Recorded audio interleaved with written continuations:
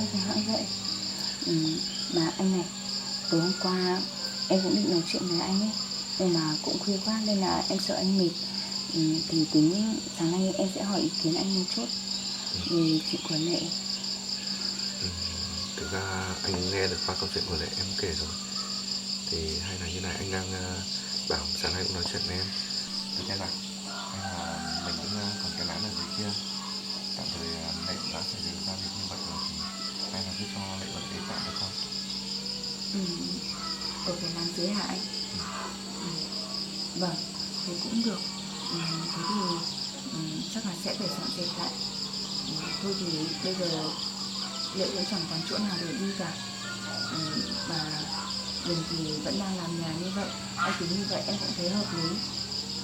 Bây giờ em nghĩ một thời gian rồi xem người nhà có đón gì không, đến lúc đấy mình sẽ tính sau. Chứ bây giờ bộ mang vợ chồng mà lang thang như vậy. Thực ra em với Lệ cũng không thân thiết gì, nhưng nhìn hoàn cảnh của Lệ em lại nhớ đến bản thân mình trước kia. Em đã may mắn hơn khi gặp được anh. Còn Lệ thì Anh hiểu cái em đang suy nghĩ gì. Thôi thì mình cứ quyết định như vậy đi em ạ. Dù sao thì mình đã làm ngôi nhà bên kia rồi. Ngôi nhà đấy thì tạm thời cứ cho Lệ ở đấy đi. em cũng biết là như vậy sẽ làm khó cho anh. Dù sao mọi chuyện của mình bây giờ cũng đang có một chút khó khăn mà em lại như vậy. Anh hiểu mà. Thực ra trong hoàn cảnh của Lệ, ai gặp thì cũng giúp đỡ thôi, chứ không phải riêng chúng ta đâu. Nên là chúng ta cũng không phải suy nghĩ nhiều về chuyện đó. Vâng, thế thì tính trước mắt cho Lệ thì gì đấy. Rồi cái nếp nó bị hỏng như vậy thì em nghĩ là cứ để em nó ăn uống ở trên này, thêm bát thêm đũa thôi. Chỉ là cho con bé nó có cái chỗ nghỉ ngơi cho nó thoải mái và đỡ phải suy nghĩ nhiều anh ạ. Thì quyết định như thế, em thực hiện nhé. Vâng. Thế hôm nay anh lên công ty thôi hay là có ra công trường nữa không? Anh có thực hiện ạ, anh lên công ty mà đã không sẽ anh phải ra công trường nữa. Hôm trước em có nghe mẹ nói là mẹ sắp xếp 1-2 hôm mẹ thì không biết là mẹ sẽ Để anh điện cho mẹ xem về như nào thì anh sẽ đi đón mẹ. vâng, thì cũng được. Chắc là lát nữa em cũng tranh thủ đi thu hoạch một lát. Tại vì hôm trước em đỡ hẹn với chủ vườn rồi. Không thì anh có công việc gì cứ làm quanh nhà thôi. Không sao đâu, em thấy gì điều này cũng ít rồi. Lệ. Dạ. Anh ra đây.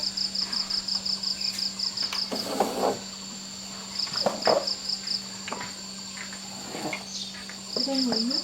Vâng ạ. Sao không nghỉ ngơi thêm một chút nữa đã? Mẹ này, qua đã nói chuyện hết với anh rồi. Thì anh đang tính là ở dưới kia anh có một cái lán không dùng đến. Thì trước mắt thì anh cứ xuống đấy ở đi. Còn rồi sau này thì chúng ta sẽ tính tiếp. Đúng rồi đấy. Chị với anh chắc cũng vừa nói chuyện lại thì anh cũng đồng ý là cho anh ở đây, nhưng mà cái lán dưới đấy thì chắc là phải dọn dẹp lại một lát. Chị biết em cũng sợ ngại làm ảnh hưởng đến anh chị nên là thôi thì em cứ ở dưới đấy ở. Còn việc ăn uống sinh hoạt thì mình có thể ở trên này cùng anh chị cũng được. Như vậy thì em sợ làm phiền đến anh chị. Cái lán đấy là trước kia chị ở, nhưng từ lúc làm cái lông trại mới này thì chị chuyển lên đây nên ở dưới đấy cũng đang ở không đây ạ. Dạ vâng ạ. Anh chắc đã quyết định như vậy rồi thì chị em mình cứ nghe lời anh đi. Không suy nghĩ gì nhiều nữa. Thôi thì lát nữa anh sẽ đưa em xuống đấy xem lán xong dọn dẹp qua là ở được thôi. Dạ vâng ạ. Thế thì Thế thì bây giờ mình đưa em. thế anh tranh thủ anh đưa Lệ xuống đấy xong anh về như nào. Vâng, thế đi Lệ ơi. Anh chị đưa em xuống dưới đấy rồi xem như thế nào. Dạ vâng.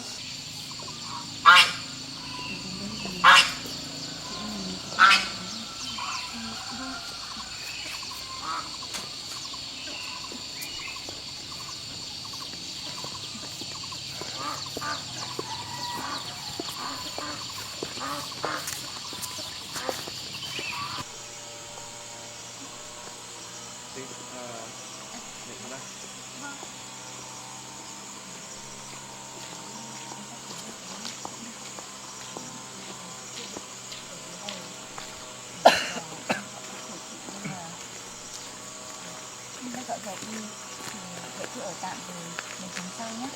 Dạ vâng ạ.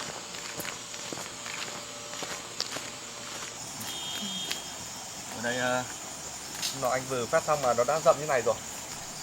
Tại vì ở đây không có người đi lại thế ở đây ấy, nên là cỏ nó cũng sẽ nhanh mọc. Đây, Lệ sẽ ở ngôi nhà này nhá. Tuy rằng nó cũng rậm rạp nhưng mà tôi dọn qua.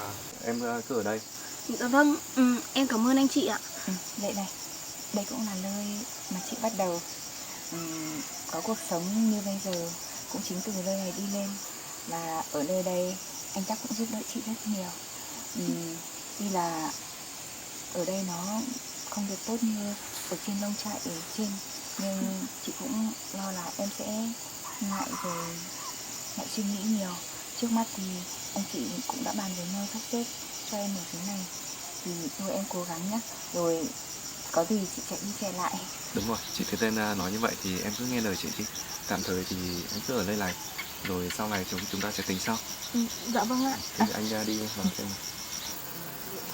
Ở đây trước kia có một con bếp nhưng nó bị hỏng mất, nên bây giờ chắc là em cứ ở tạm ngôi nhà này, rồi bây giờ xin lên tận trên ăn cơm với chị, để cho có chỗ nào riêng tư em đỡ phần nào.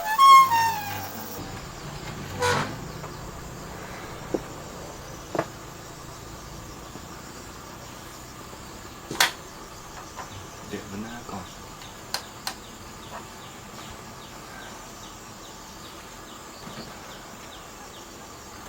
Nhà này cũng còn chắc chắn. Tạm thời cứ để Lệ ở đây cũng được. Đây này, người ta cửa điện. Dạ vâng ơi. Anh đây. Ở đây anh thử điện rồi vẫn còn điện từ tiên ạ. Chắc sẽ dọn dẹp qua một chút là ở được. Thì Lệ ở đây Lệ cứ dọn dẹp qua một chút nhé. Dạ vâng ạ. Em cũng dặn Lệ rồi, thì bây giờ nếu như anh có công việc gì anh cứ đi trước đi. Thế được rồi. Lệ ở đây nhá. Dạ vâng ạ. Em sẽ đây với Lệ xong nên là em định đi làm gì vậy? Thì em cũng có hẹn đi thu hoạch, thì lát nữa em chỉ đi thu hoạch một tí thôi. Thế rồi anh về trước anh đi làm đây. Vâng ạ.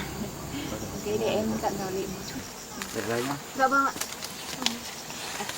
Hay là để chị gọi điện cho nhà vườn xem là hẹn họ xem chiều thu hoạch có được không? Thì chị sẽ ở đây hộ em buổi sáng cũng được. Dạ thôi, không cần đâu chị ạ. Chị bận việc thì chị cứ đi làm đi ạ. Ở đây một mình em dọn cũng được ạ. Thế thì hôm nay em cứ dọn dẹp tạm ở trong nhà, xong rồi từ tối về chị mua thêm cái chăn, cái chiếu rồi có chỗ ngủ nhé. Đây này, ở trong này. Đây vẫn còn một chiếc giường lần trước chị ngủ. Mà em thấy ở trong này cũng đầy đủ rồi chị ạ. Chắc là không cần mua thêm gì đâu. Thôi chị biết rồi. Thế Lệ cứ ở đây nhé. Dạ vâng ạ. Chị về xong rồi có gì chị chạy xuống. Tối nay sẽ ăn cơm ở trên nông trại nhé. Không phải suy nghĩ nhiều đâu. Vâng ạ. Vậy chị Thúy Tiên đi làm cẩn thận ạ.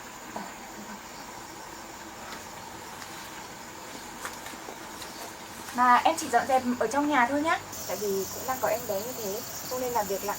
Để chị đi thu hoạch xong chị đi chợ về, chị sẽ hộ em ở đây. Dạ vâng ạ. Vậy chị Thúy Tiên đi làm cẩn thận ạ. Thế chị đi nhá. Vâng ạ.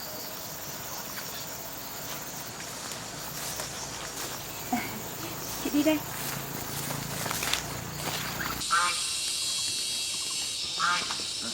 Em tưởng anh đi làm rồi. Em bảo là vừa nãy Từ Tiên bảo đi thu hoạch ấy, thì anh nghĩ lại đằng nào trên đường đi công ty thì anh đưa em đi luôn. Chứ em đi bộ nó vất vả rồi. Vâng. Em cũng vừa động viên Lệ mấy câu rồi, thì tranh thủ em đi thu hoạch, tại vì hôm trước nhỡ hẹn với chủ vườn ấy, hay là nếu mà được thì chiều em sẽ về sớm, em hộ Lệ dọn dẹp cũng được ạ. Thôi được rồi, Lệ ở dưới đấy thì cũng tốt hơn là bây giờ em nó ở trên này mà ngại anh chị xong lại đi nơi khác ở thì cũng không yên tâm. Vâng, em thấy anh tính như thế cũng hợp lý. Thế tiện đường thì anh chờ em một lát nhé, em đi lấy gùi với ạ, em lấy cái áo chống nắng. Thế từ trên này đi anh chờ.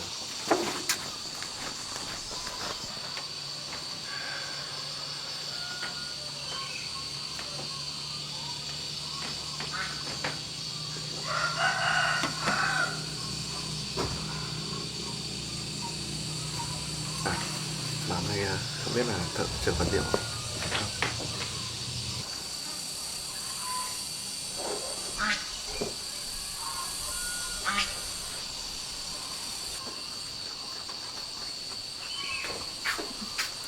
Em sắp rồi anh ạ. Thế chúng ta đi thôi nhỉ. Vâng. Đây để em cầm túi. Được rồi. Em cầm nhé.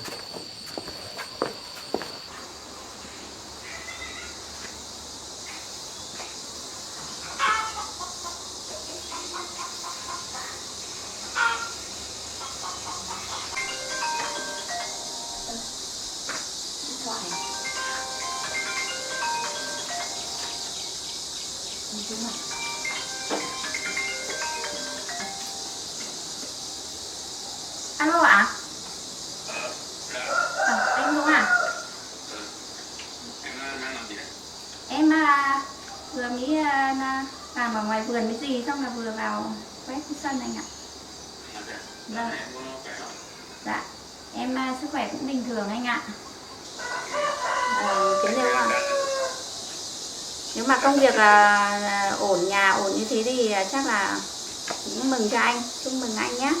Em hôm qua cháu đã gọi điện cho em, cháu cũng bảo là cháu đang dựng một căn nhà mà em thì cũng thấy sốt ruột quá. Em đang bảo là về trên nhà để xem các cháu làm nhà như thế nào, mà hay là cháu lại bán mất nông trại cũ. Cũng ghé qua rồi anh cũng biết một ít thông tin rồi, nhưng mà anh cũng đang bảo là công việc với anh ổn định rồi, về chơi thăm gia đình với đón em lên trên này chơi. À thế ạ. Thế hôm qua cháu bảo thế thì em bảo là nếu mà con bận công việc thì con cứ ở nhà đi, thì mấy hôm nữa mẹ về thì tại vì Bắc Ninh cũng bảo là mấy hôm nữa bác có việc ở gần đấy, nên là em bảo cháu là không phải đi đón, thì để em về thì đến đoạn nào thì cháu ra đón em. Ở đấy nhận điện thì anh về chơi thì anh đón em lên có thể. Vâng, nếu mà rất còn phải đi. Vâng, nếu mà được vậy thì em cũng nhờ anh vậy. Em cũng sốt ruột quá. Rồi, thế thì có thể anh sẽ về quê, anh đón em luôn nhé. À vâng ạ. Thế để em đi sắp đồ. Nếu mà anh chuẩn bị đi được luôn thì em về luôn hôm nay. Rồi, thì em chuẩn bị đồ đi. Dạ vâng ạ. Em chào anh ạ.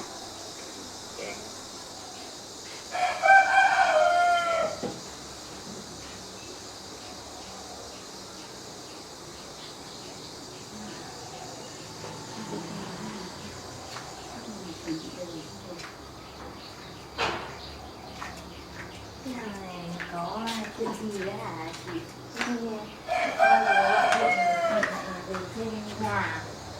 Anh Dũng vừa gọi điện với chị. Thế anh Dũng gọi á? Anh cũng bảo là chị hỏi thăm thì anh bảo là ở trên nhà anh thì anh cũng làm ăn nông trại nên cũng ổn rồi gì ạ? Vâng. Anh cũng bảo là anh tranh thủ xuống chơi gia đình con chị, xong là anh đón chị ở trong nhà. Vâng, thế thì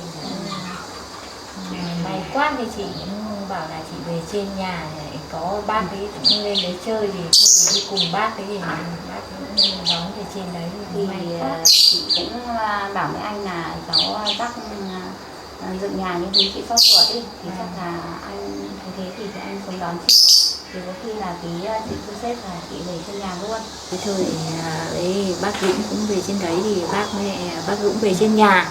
Thế lúc nào rảnh thì lại xuống em chơi. Chị cũng biết là cháu rắc bận, anh cũng bận, thế nhưng mà chị cũng sốt ruột quá thì chắc là anh nói với anh thế thì chắc là anh cũng lại xuống đón.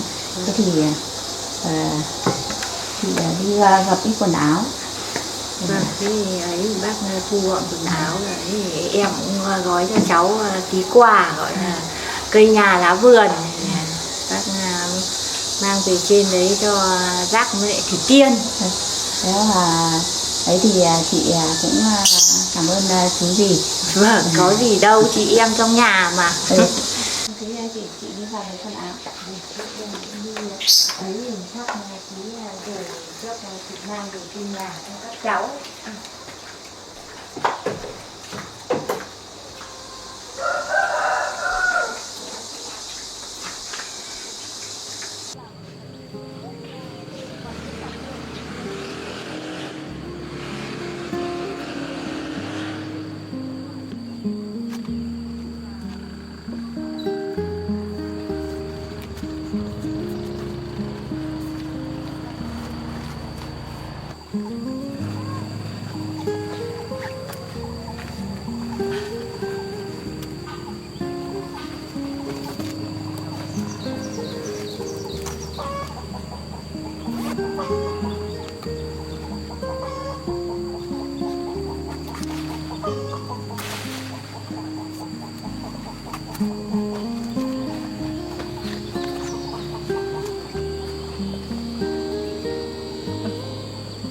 Mùi bí này thơm thật đấy. Nó khác với bí lần trước.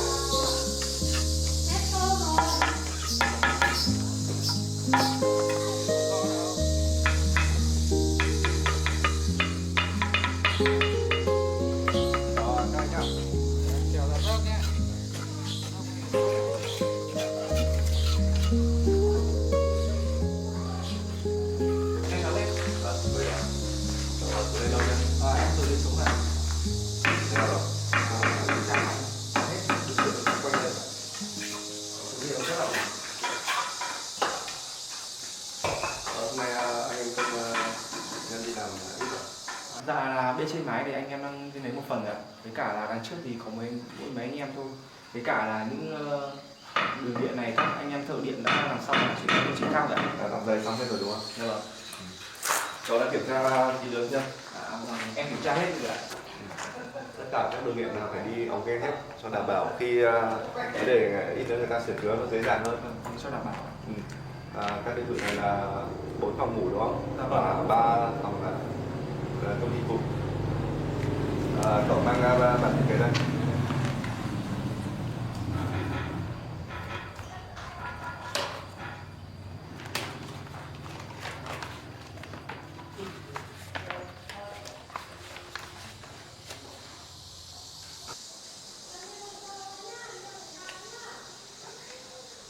Cậu đi lấy cho tôi cái thước này. Dạ, dạ, đấy.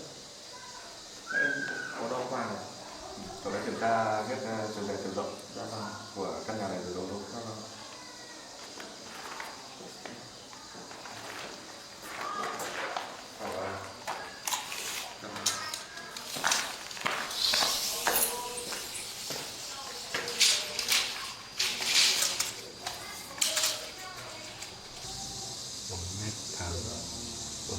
Phụ bình còn 1 mét thang.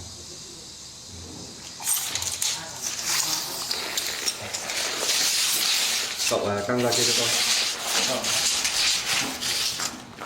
Kéo chiều ngang.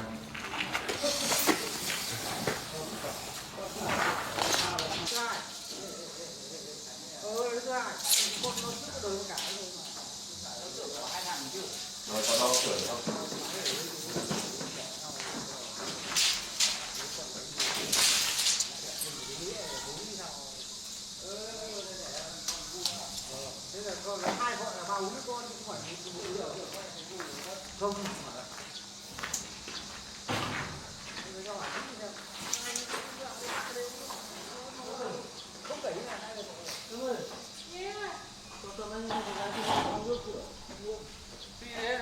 Được không?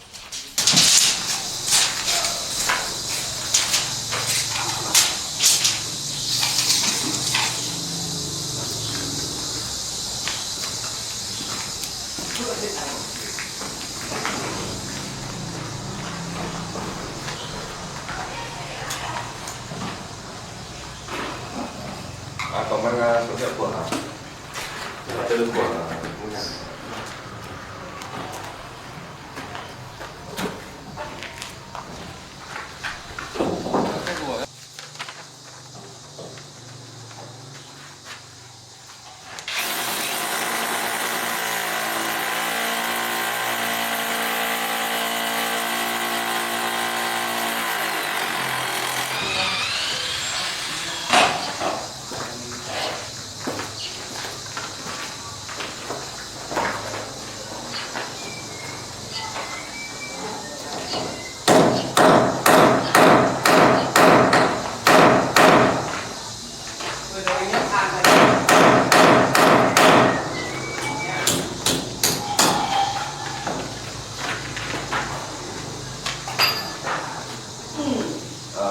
Rồi.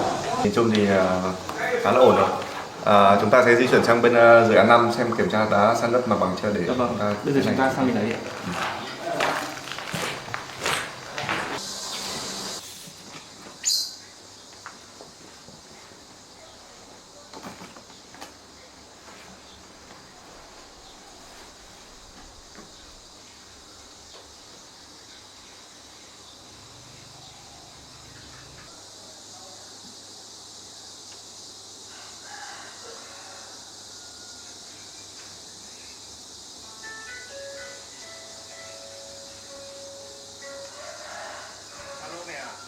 Giác à con? Vâng ạ. À Giác ơi, Con đây. mẹ chắc là hôm nay mẹ về con ạ. Thế á? Ờ. Không bảo con để con chuẩn bị con xuống đón mẹ. Không không phải đón đâu, tại bác Dũng lúc nãy cũng điện cho mẹ. Thì bác bảo là công việc của bác cũng ổn rồi nên là bác xuống chơi với thăm mẹ, xong rồi mẹ bảo là hôm qua con gọi như thế, thế là bác bảo là thế thì bác đón mẹ về trên đấy luôn. Thế bác cũng xuống đấy đón mẹ á? À, thế con không phải đi đón mẹ đâu. Vâng, thế thì cũng được, bác cũng xuống rồi thì con không xuống nữa. Con đang ở trên công trường. Thế Tử Tiên hôm nay ở nhà hay đi thu hoạch cả con? Tử Tiên đi thu hoạch ở mẹ. Thế hai đứa ở nhà cẩn thận nhé. Vâng, thế mẹ đi cẩn thận nhé. Thì mẹ điện cho con. Để chiều con ở nhà con với mẹ. Thế con làm việc đi. Để mẹ sắp xếp đồ. Vâng. Mẹ chào con. Thế chị đã chuẩn bị xong đồ chưa ạ? Chị chuẩn bị xong rồi chọn là gì ạ? Thế chị về trên nhà thì em cũng có ít đồ mấy lạc với lại mấy quả bí chị mang về trên nhà cho cháu. Chị cảm ơn chú gì nhé, chú gì đã cho gì chị nhiều thế. Thế bảo là Tử Tiên thích mèo, thế là ấy thì em gửi ấy con mèo mang lên cho Tử Tiên nuôi. Thế là vì cho cháu cả con mèo. Tử Tiên cũng có rồi nhưng mà con là sinh ra đấy chị. Thế nó cũng nhanh lắm, con mèo này nó nhanh lắm. đấy mấy hôm nhìn nó hiền chị Thế quá. bảo là Thế chị xin nhé. thích mèo. Thế thôi tí nữa anh ấy xuống đón chị cũng về trên nhà với các cháu. Thế chuyện nó cũng đã qua rồi thì chị về trên nhà không phải suy nghĩ nữa. Thế khi nào có thời gian thì bảo cháu dắt đưa xuống đây chơi với vợ chồng em với các bác. Chị cũng ở dưới này thời gian dài nhưng mà chị cũng nghĩ thông rồi thì thôi thì cái số phận mình nó như vậy. Không may cái chuyện là nó đã xảy ra như thế rồi thôi.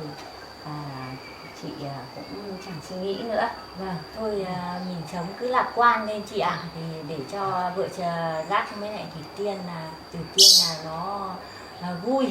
Có mình lại cứ suy nghĩ để đâm ra các cháu nó lại cũng phải suy nghĩ. Thì chị cũng nghĩ như vậy. Thì trong thời gian chị về dưới này ấy, thì chị cũng ở nhà chú dì rồi nhà các bác thì chị cũng cảm ơn chú dì. Toàn là Thế lúc nào nhà với nhau mà chị. Thế lúc nào chú dì xếp sắp được thời gian thì chú dì lên chị chơi với các cháu nhé. Vâng, lúc nào vợ chồng em có thời gian thì em lên chơi với lại bác với lại các cháu. Thế chị về đợt này nếu mà trên đấy các cháu nhà cửa xong thì nếu mà ấy thì chị lại xuống chơi với chú gì xong. Chú đi làm thì chắc là mai thì chú mới về. Vâng. Thì cho chị gửi lời với chú nhé. Vâng. Anh cũng sắp về đến đây thì chị nhỉ? Chắc là anh đi từ lúc chú thì chắc là cũng sắp đến nơi rồi. Tại vì từ trên nhà xuống đây là phải 2 tiếng em ạ. Thì chị uống nước đi. Chị uống nước.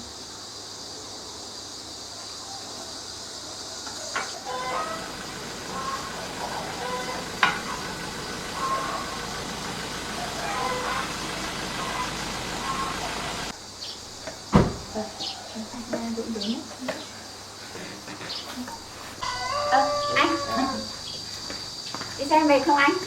Đi chờ đây. Chào anh. Đây Đây là dì Út anh ạ. Dì Thanh. anh vào đi nhé. Vâng, thế là hai chị em vừa ngồi cứ nóng mãi rồi. Anh vào uống nước.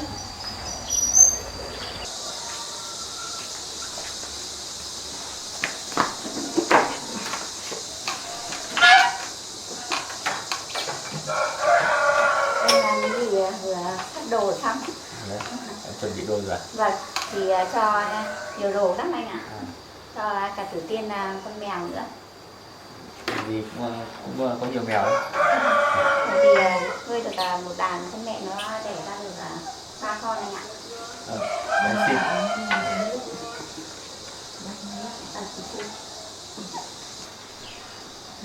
Em nước đi. Vâng. Chú bây giờ các cháu đi đâu? Thì các cháu đi làm ạ. Nhà em cũng đi làm. Ơi, đi ra ở đây thế này. Con chó đẹp đấy. Chó nhà gì đẻ đấy, nhà gì đấy à? thôi. Xinh nhá. Nãy anh về bà cũng cho 2 con mèo. À thế ạ? Mèo trắng đẹp lắm. À thế ạ? Đây cũng là con chó này đẻ cũng một đàn nguyên con trắng anh ạ. À, đấy à? Vâng, một đàn này này.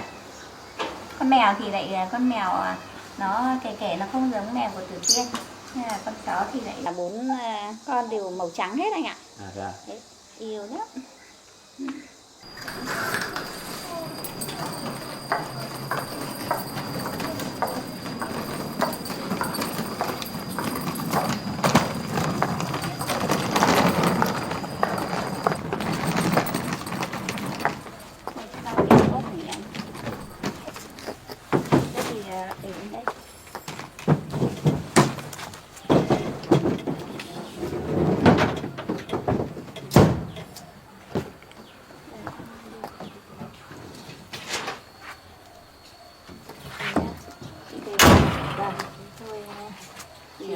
Giữ gìn sức khỏe nhé. Về nhà với các cháu. Rồi, anh xin phép con cô nhé, anh về đấy. Chúng tôi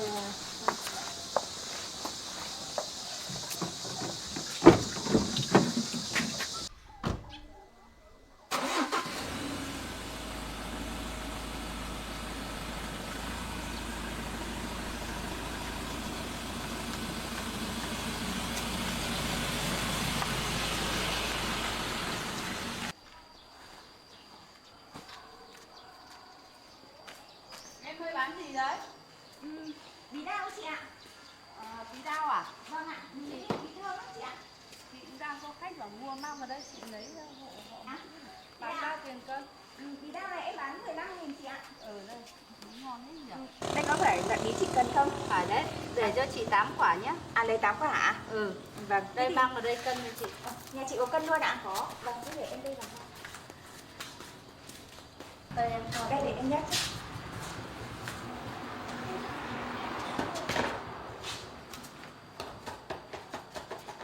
Ngon rồi. Vâng ạ, nó là bí thơm. 2, 4, 5 quả rồi chị ạ. Đây 6, 7 ạ.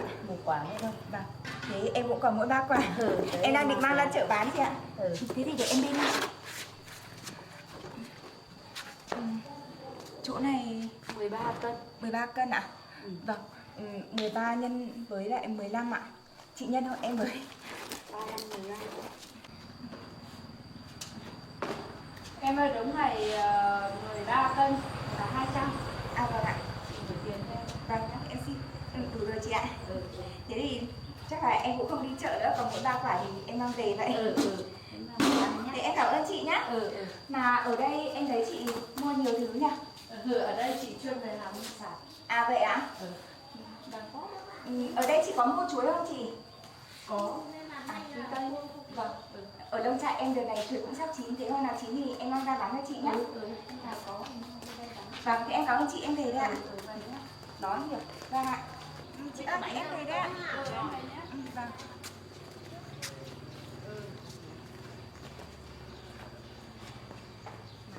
Chỗ này còn mỗi 3 quả chị.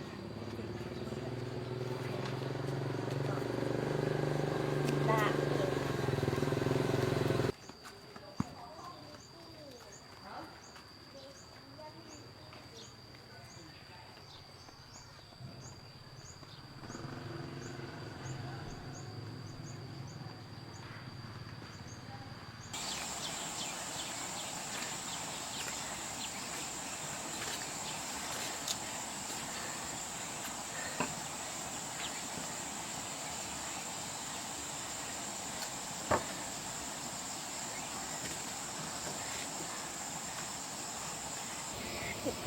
Sao mà anh Thanh lại biết địa chỉ nhà của anh Giáp và chị Tử Tiên nhỉ?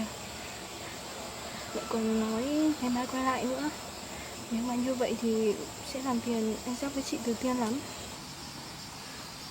Chắc là mẹ Văn đã biết mình bỏ trốn rồi bảo anh Thanh đi tìm mình. Rồi lại bắt mình bán cho nhà trên huyện để làm nô lệ. Bây giờ anh thấy và vợ chồng mình sẽ gây rắc rối cho anh Jack và chị Tử Tiên.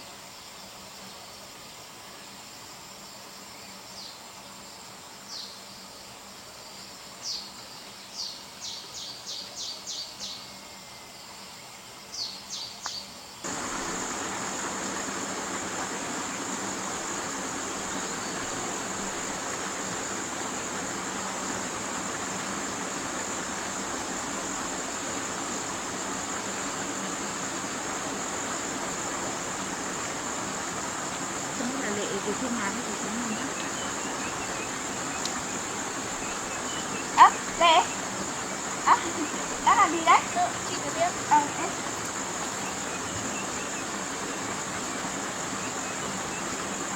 Em sát hết trong ngoài này rồi à?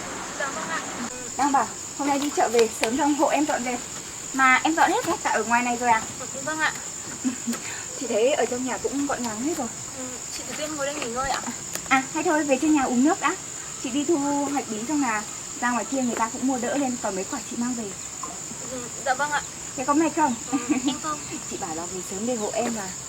Thì này cũng hòm hòm rồi đấy. Thì chắc là ngày mai sẽ dọn đồ xuống đây ở. Dạ vâng ạ. Thế thôi, đi ngay trên nhà uống nước đi.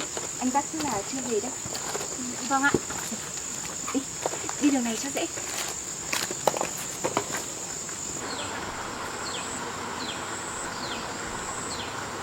May là chị vừa gùi bí ra đến chợ, chưa đến chợ đâu. Thế là đi qua cái nhà chị đấy, chị lại gọi vào chị mua cho hẳn 8 quả. Thế là bán xong chị về luôn. Đi lên uống nước đã. Mà chị Tử Tiên đi làm có mệt không ạ? Chị cũng không mệt lắm đâu, chị cũng quen rồi mà. Vâng ạ. Đi.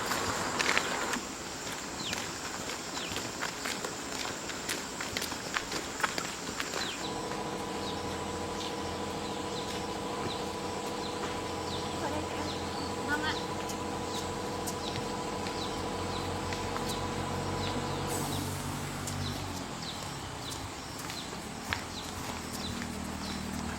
Xong rồi em cứ ngồi uống nước nhé, để chị cất gùi đã. Vâng ạ.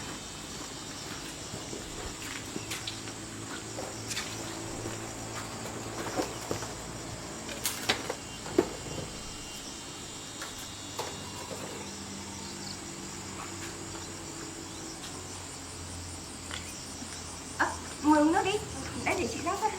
Dạ vâng. Sao mà từ nãy giờ chị cứ thấy em thẫn thờ đấy? Suy nghĩ gì à? Dạ không sao chị ạ. Hôm nay chị đi thu hoạch vườn bí này thơm thật đấy. Vâng ạ.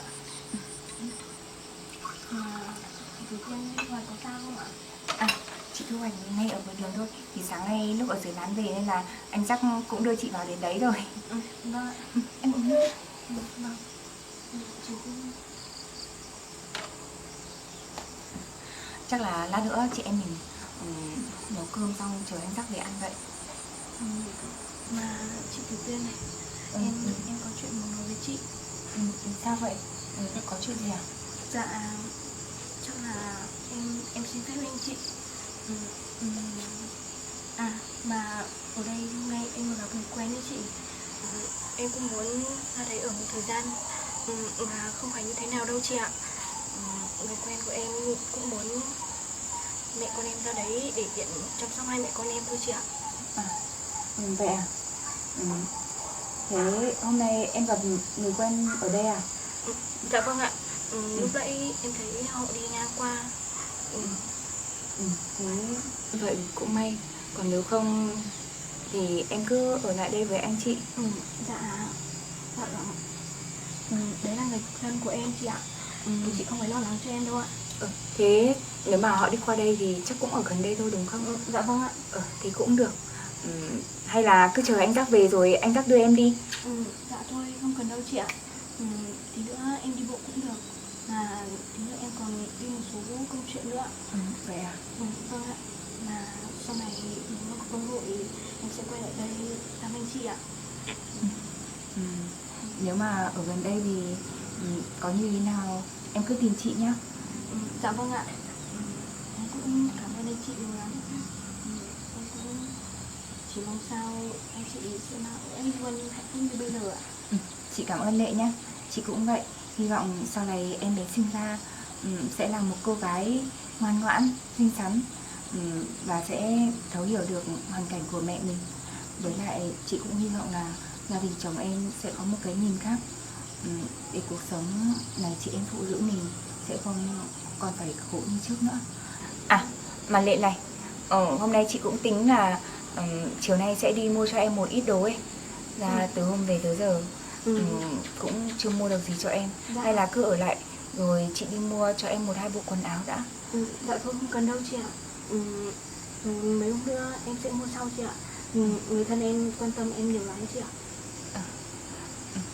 Thế thôi, nếu như Lệ đã nói vậy rồi thì với lại em cũng không thể ở lại đây với anh chị. Hay là được rồi, chờ chị một lát nhé. Vâng ạ.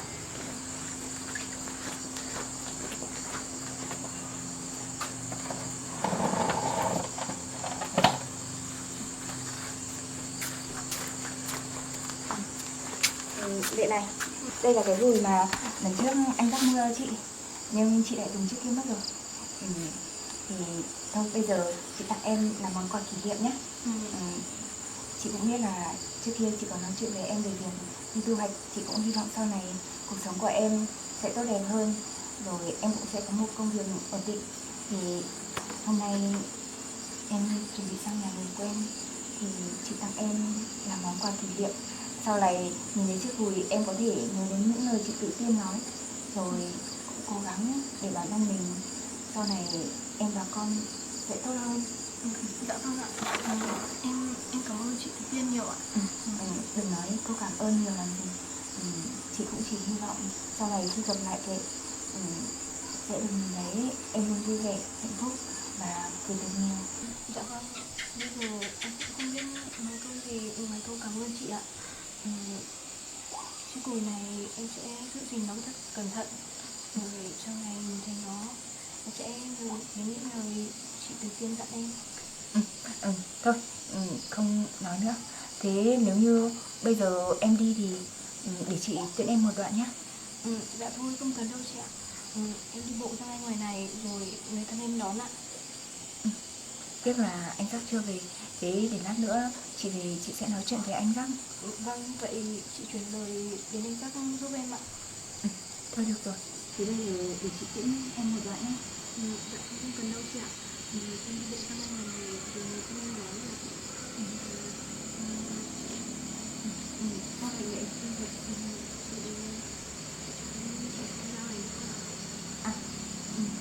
Em cứ cầm đi. Chị cũng có nhiều dao mà. Thì thôi em cứ cầm đi. Nhất định hôm nào có thời gian thì để con lên thoại chị nhé. Dạ vâng ạ. Vậy thì em cảm ơn chị nhiều ạ. Bây giờ cũng muộn rồi. Thế để chị lấy một quả bí đao, sau là mang sang đấy cho mọi người ạ. Dạ thôi không cần đâu chị ạ. Thế để chị lấy bí đao cho chị đi thu hoạch mà. Chị cũng chẳng có gì thì mang sang xong rồi bảo với người nhà em cho chị gửi lời hỏi thăm nhé.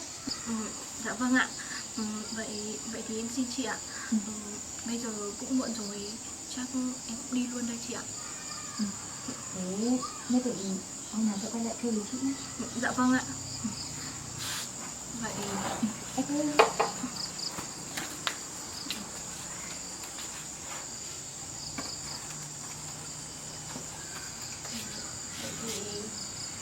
em chào chị Thủy Tiên ạ.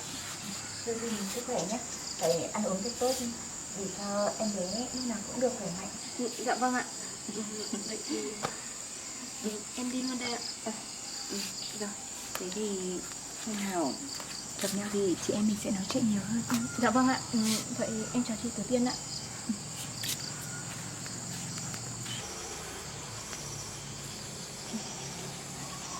Có gì thì tìm chị nhé. Dạ vâng ạ.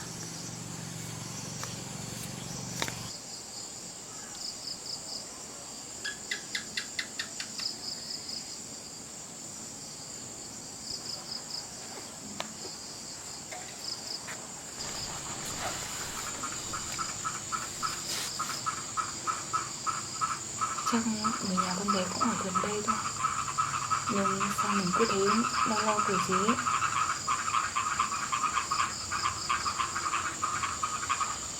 hy vọng là sẽ không có chuyện gì xảy ra.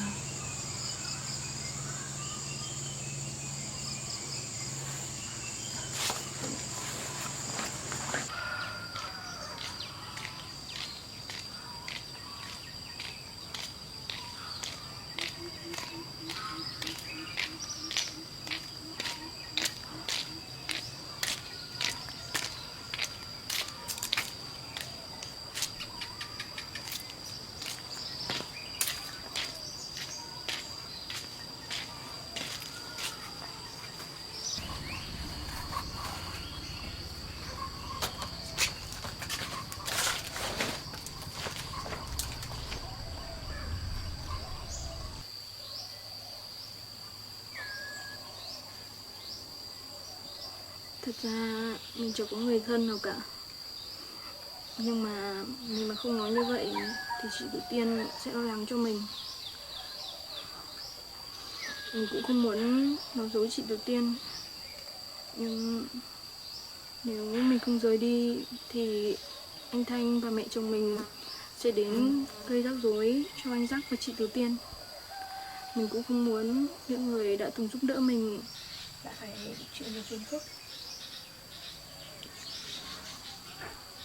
Nhưng mà bây giờ mình không biết phải xử như thế nào nữa. Bao nhiêu câu hại rồi đến ngày nay, không biết là nó có theo hai vợ chồng được không? Ai nhìn như anh Thanh ấy nhở? Không theo đâu.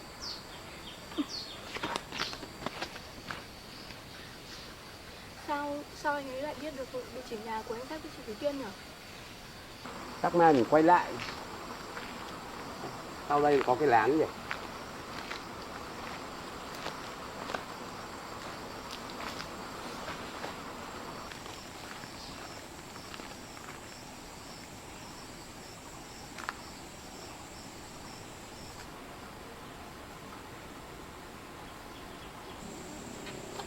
Căn nhà hoang có cái đéo gì đâu. Thế này đi thì mất công.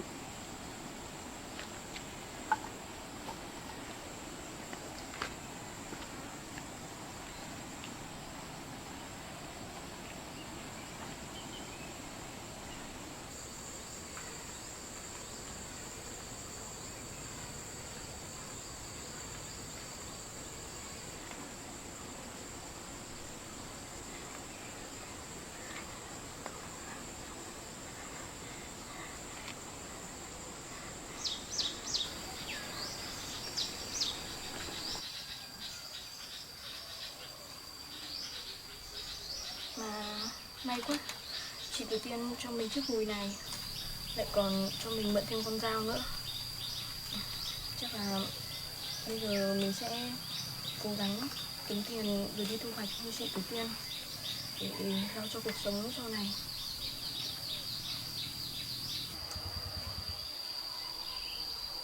Mà sao anh Thanh lại biết được địa chỉ nhà của anh Giác với chị Tử Tiên nhỉ? Không biết mai anh ấy có quay lại làm phiền anh Giác với chị Tử Tiên không?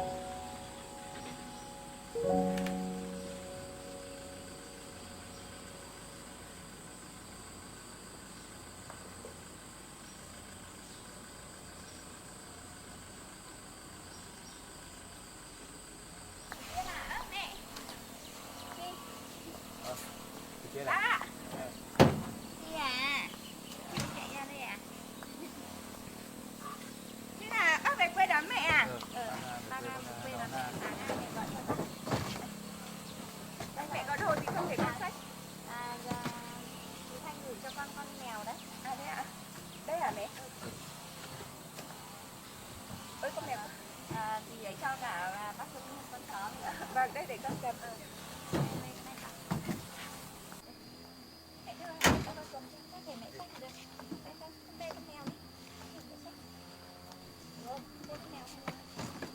Sợ nó đi xe nó sợ con mèo xinh lắm. Anh Đắc vẫn chưa về mẹ ạ. Lúc mẹ gọi điện thì chắc phải đi thẳng phải. Chắc là nó đi đường xa nó cũng sợ lắm đấy mẹ. Nó đang kêu meo meo. Mẹ để con cất nó đi vào trong. Vâng.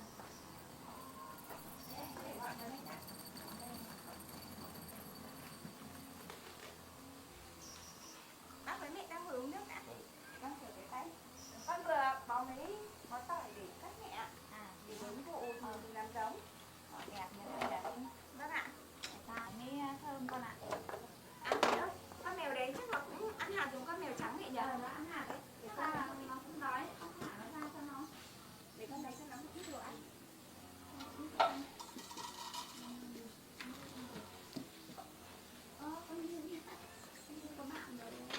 Mẹ cho nước cho bác hộ con nhé.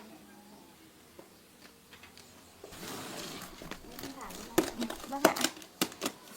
Thế là Miu từ giờ có bạn rồi. Ra đón bạn đi. Đây để con thả nó ra. Ôi con mèo bé xinh thế mẹ. Chắc là đi đường sợ lắm. Đây. À đây, cho ăn hạt đã. Ăn nhá. Hai con hai màu. Con kia thì màu trắng, con này thì màu Chắc là yêu lắm. em bé này mới đẻ thôi mẹ nhỉ? đẻ được 3 con ạ. À, thế Còn ạ? là đàn chó thì đẻ được 4 con. Chắc là đi đường xa nó sợ nên là nó cũng chưa ăn mẹ. Con cứ thả nó một lát đã. Con cứ thả nó ra. Chắc nó không đi đâu, nó hiền lắm, nó ở nhà nó hiền lắm. Anh uống nước đi. Đây ngồi đây uống nước đã từ tiên. Dắt đi làm từ sáng à? Dạ. Vâng ạ, anh đi làm từ sáng bác ạ. Nước của con này. À vâng. Thế bác xuống đón mẹ từ sáng ạ? Bác ra từ sáng, bác ra không đó. Cháu mời bác uống nước. Mẹ uống nước đi ạ. Anh uống nước đi. Bác sáng điện cho mẹ. Xuống thăm mẹ, thế là mẹ bảo là thế nếu mà anh xuống thăm thì mẹ anh về luôn. Anh mang sách ruột xuống về trên nhà. Vâng. Ra bác gọi cho mẹ là nhà. À vâng ạ, nhà mới ở bên kia đấy mẹ ạ. Vâng, chắc là anh chắc cũng sắp về rồi. Sáng nay con đi thu hoạch bí đao nhưng mà mang ra đến đường là họ mua hết. Còn có mấy quả nên con mang về nhà. Thế Vâng. nó hàng thế. Anh Mẹ nước thì có mệt không mẹ? Mẹ cũng bình thường con ạ. Đi xong rồi cũng thấy sớm bác lại quán uống nước. Bác vào quán uống nước. Vâng. Thế tí nữa bác ở đây ăn cơm nhé. Anh Đắc về xong là cháu nấu cơm rồi ăn cơm. Mấy khi hôm trước bác cũng bảo là hôm nào mẹ nợ về thì cả nhà mình ăn cơm. Để Dắt về xem như thế nào đã cháu ạ. À vâng ạ. Hay là để con thử gọi cho anh Đắc. Chắc anh thấy mẹ về anh vui lắm. Để con gọi anh. Bác uống nước đi ạ. Uống nước đi cháu.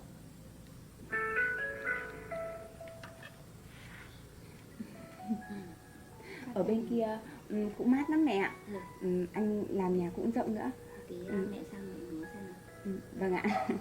Nhưng mà mấy hôm nay thợ đang nghỉ nên là bên đấy vẫn chưa làm gì.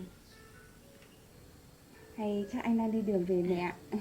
Chắc là thế, nên là vẫn chưa thấy nghe mày. Thôi thì tiện ở đây rồi, bác Dũng cứ ở đây đã.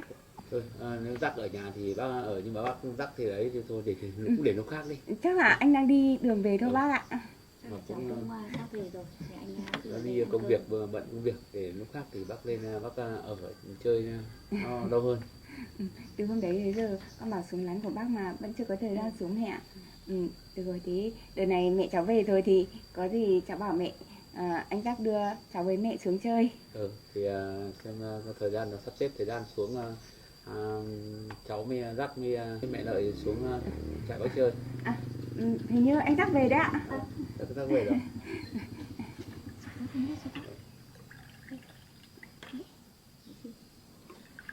Bác làm về đây cháu. Đầu tiên tớ gọi cho con nhưng mà không thấy con nghe máy mẹ. Điện thoại con không để ý. Bây giờ thì anh vào ngồi uống nước. Anh đem cất cặp cho. Ở đây thôi, anh để đây tạm tí anh cắt đi được. Anh biết mẹ về nên anh cũng về luôn. Em đang bảo là giữ bác Dũng ở lại ăn cơm anh ạ. Thế bác tối nay ở lại ăn cơm cùng cháu với Dược Tiên với mẹ cháu nhé. Thì cũng được đó. Thế thì để lát nữa em chạy ra đầu chợ mua thêm một ít thức ăn nữa. Thế rồi, để lát nữa anh đưa em đi. Vâng ạ. Mẹ đi sang xem mới con mới dựng. từ hôm dựng thì con cũng chưa có vật liệu lên, cũng chưa bưng được chung quanh đâu mẹ ạ. Với lại mẹ đi đường xa có mệt không ạ? Mẹ cũng bình thường không mệt đâu. Thấy chắc bảo làm nhà nên là mẹ cũng sốt ruột muốn về. Vâng. Em quên khoe với anh. Dì Thanh có gửi cho em một con mèo xinh lắm. Thế à? Chắc đang ngủ ở dưới gầm chạn đấy anh ạ. Tự Tiên cũng thích nuôi mèo, thế nào mà dì lại biết. Mẹ nói chuyện với dì nên là dì gửi cho Tử Tiên. Dì còn gửi nhiều đồ lắm. Gửi quà cho em với anh. Dì còn cho cả bác Dũng con chó nữa. Chó trắng đẹp lắm. Vâng. Thế bác nước đi bác, con mời mẹ uống nước. Thì uống nước đi xong là đi sang bên kia. Tắm nước đi. Vâng ạ. Bên kia thì con vẫn chưa có vật liệu nên chưa bưng được mẹ, mới dựng được cái khung nhà lên thôi. Và chắc là 1-2 năm nữa có vật liệu thì con sẽ hoàn thiện nốt. Thôi thì cứ dẫn mẹ sang cho mẹ xem. Em cũng vừa khoe với mẹ là anh làm rộng lắm. Thôi thì ngôi nhà này con quyết định để lại cho bác Phượng nên con quyết định làm bên kia để gia đình ở cho thoải mái, không phải suy nghĩ lên chuyện đó nữa mẹ. Anh đã tính cả phòng cho mẹ rồi. Thế hôm qua mẹ thấy con gọi điện nói là dựng nhà như thế nên là mẹ cũng sốt ruột. Cũng không biết là hay là con bán nông trại này cho ai. Thế để nếu mà để lại cho bác Phượng thì bác Phượng về đây ở thì cũng được con ạ. Mình ở ngôi nhà kia cũng được. Vâng, con biết là sẽ để cho mẹ với Từ Tiên thiệt thòi nhiều, nhưng mà thôi chúng ta cũng không suy nghĩ về chuyện là qua nữa. Chúng ta cứ sống ở một mái nhà, tuy nó không đủ vật chất nhưng con tin là cả ba chúng ta sẽ được vui vẻ và hạnh phúc ở trong ngôi nhà đó. Đúng rồi con ạ. Từ nay về sau con sẽ cố gắng để làm tất cả mọi việc để sau này cuộc sống chúng ta sẽ tốt đẹp hơn. Anh không phải suy nghĩ nhiều đâu. Anh cũng không suy nghĩ nhiều từ lâu rồi, từ tiền ạ. Anh cũng chỉ chú tâm vào công việc thôi. Mà hôm nay em đi thu hoạch về sớm à? Vâng, hôm nay em đi thu hoạch bì đao ấy. Xong rồi ra đến gần chợ thì có một chị ý bảo là có người dặn chị ý 8 quả nên là chị ý mua, còn mỗi 3 quả em mang về anh ạ. Thế à? Vâng. Mới lại anh đi qua nán kia không thấy Lệ ở đấy, không biết là Lệ đi đâu. Em cũng chưa kịp nói với anh. Lúc nãy em đi chợ về thì Lệ cũng dọn dẹp xong ở phía kia rồi. Nhưng một lúc sau thì em ý xin phép bảo là đi ra nhà người quen ở gần đây anh ạ. Thế à? Vâng, Lệ bảo với em là có người quen ở gần đây thì hôm nay tình cờ gặp, thế là em ý xin phép sang ngoài đấy ở để cho người nhà tiện chăm sóc.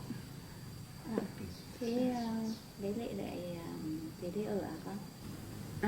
Hôm trước con đi chợ và gặp em nên là cũng chị cũng dài lắm mẹ. Hiện tại em đang không có chỗ ở nên là con với anh rất tính cho em mượn em tại dưới. Nhưng mà thôi, em đi ra nhà người quen rồi thì cũng tiện cho họ chăm sóc em hơn. Nên là... Bởi vì Lệ đang có bầu như vậy thì có người nhà chăm sóc thì sẽ tốt hơn Từ Tiên ạ. Chúng ta cũng không phải suy nghĩ nhiều về chuyện đó nữa. Thế thì bây giờ đưa mẹ sang xem nhà bên kia. Mẹ với bác ha, có đi ăn xong. Xong rồi, tí nữa em dẫn anh đi chợ à?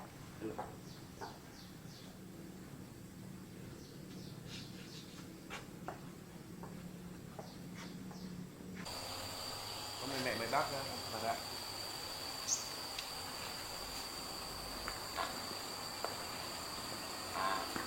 Đây con đang chờ vật liệu để hoàn thiện nốt mẹ ạ. Anh đã tính với con là đây sẽ là phòng của mẹ, bên này sẽ là phòng của con. Rộng nhiều con nhỉ? Con bỏ bớt một gian đấy mẹ. Cái căn nhà này ngày trước thì con mua là 4 gian nhưng mà con nghĩ là mình chỉ dựng phần này được để đủ ở cho mẹ. Cái bộ cột của nó đẹp nhỉ? Con không nghĩ là để lâu như vậy mà cột vẫn còn được tốt như thế. Nên này là tốt đấy con ạ.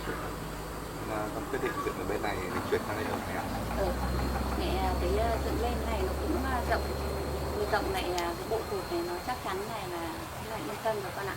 Anh tính là dùng bếp bên này nè. Cái bếp này mẹ thấy như thế này là cũng rộng rãi. Vâng, tại vì Thế là- trước tiên thích nấu ăn thì con cứ làm cho nó rộng, là không gian thoáng mở cho nó mát. Thế quyết định là bác ở đây ăn cơm nhé. Để con với anh chắc chạy ra đầu ngõ mua một ít đồ ăn về nấu. Mẹ Thế với bác bác. cháu đi chợ đi. Vâng. Thế chắc đưa Tử Tiên đi. Dạ vâng, thế mẹ Thế với bác anh đây đưa nhé. em đi nhé. Thế thì mình đi mua đồ ăn nhé. Mua cái bếp nhà này gỗ tốt lắm. Đo, tốt, đào đào. Gỗ làm vuông này nhìn nó chắc chắn vậy anh ạ. Từ nó như ở đây nó còn dùng rất nhiều gỗ, nên nó xẻ được, từ gỗ rất đẹp, to.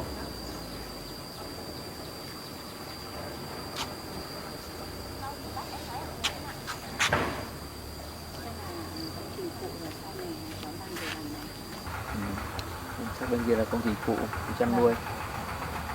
Mà cái bếp như thế này là Cái này cũng rộng đấy. rộng rãi. Em là thích cái